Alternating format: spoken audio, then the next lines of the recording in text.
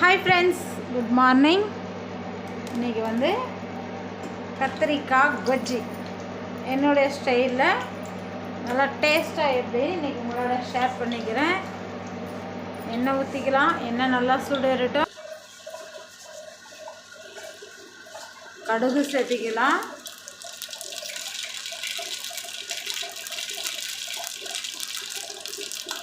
கடுகு பொரிஞ்ச உடனே வெங்காயம்,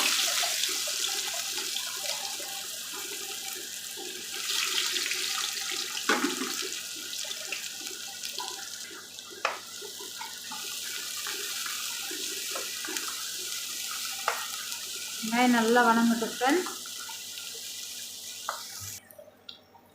வாசனைக்கு கொஞ்சமாக புதினா தழை சேர்த்திக்கலாம்.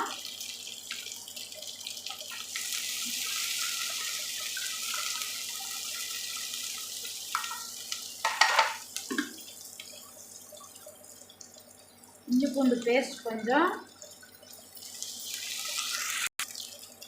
இஞ்சி பூண்டு பேஸ்ட்டு பச்சை வாசனை போன உடனே நம்ம கட் பண்ணி வச்சுருக்கிற கத்திரிக்காயை சேர்த்திக்கலாம்.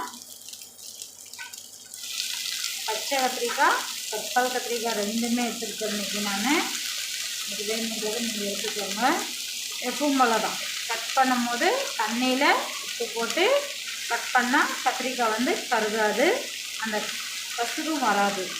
அதனால் எப்போவுமே கத்திரிக்காய் கட் பண்ணும்போது தண்ணியில் கட் பண்ணி போடுங்க. அதேமாதிரி உப்பு சேர்த்துக்கணும்.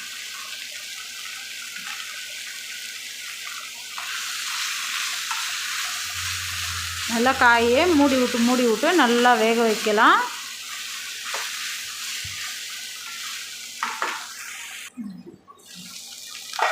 மூடி போட்டு நல்லா கிளறி வேக வைக்கலாம் ஃப்ரெண்ட்ஸ்.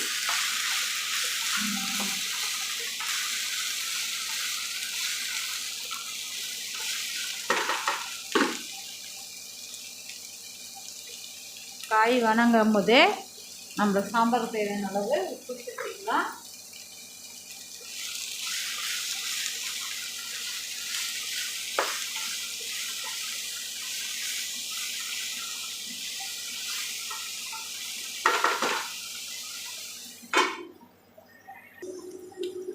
நறுக்கி வச்சுருக்கிற தக்காளியும் இதிலேயே சேர்த்துக்கலாம்.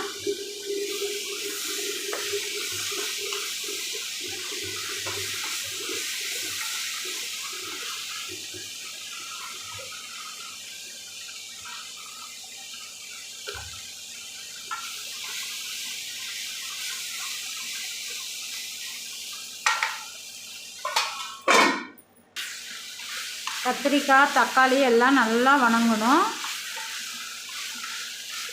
நல்லா வணக்கிட்டுக்கலாம்.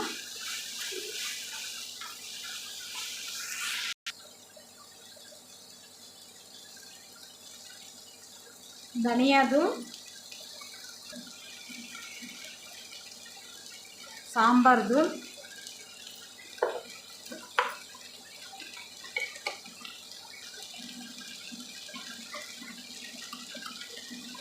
வீட்டு மிளகாய் தூள்,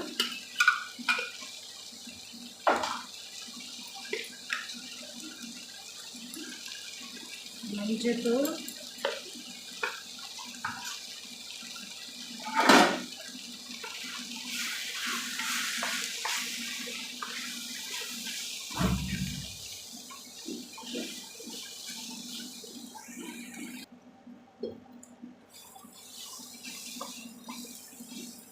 தண்ணி வந்து நல்லா தெளிச்சிக்கலாம். தெளிச்சிட்டு நல்லா கிளறி விட்டு ஸ்லோ பண்ணிட்டு நல்லா கொஞ்ச நேரம் மூடி விட்டு ஒரு 10 நிமிஷம் நல்லா வேக வைக்கலாம் ஃப்ரெண்ட்ஸ். ஃபஸ்ட்டில் வச்சா தீஞ்சிரும். சிம்மில் வச்சுக்கலாம். மூடி விட்டுடலாம்.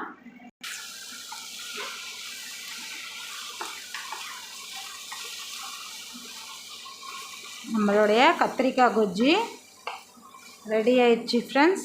சப்பாத்தி, ரைஸு எல்லாத்துக்குமே நல்லாயிருக்கும். காய் நல்லா வெந்துருச்சு. கொத்தமல்லி தழை தூவி ஸ்டவ் அணைச்சிடலாம்.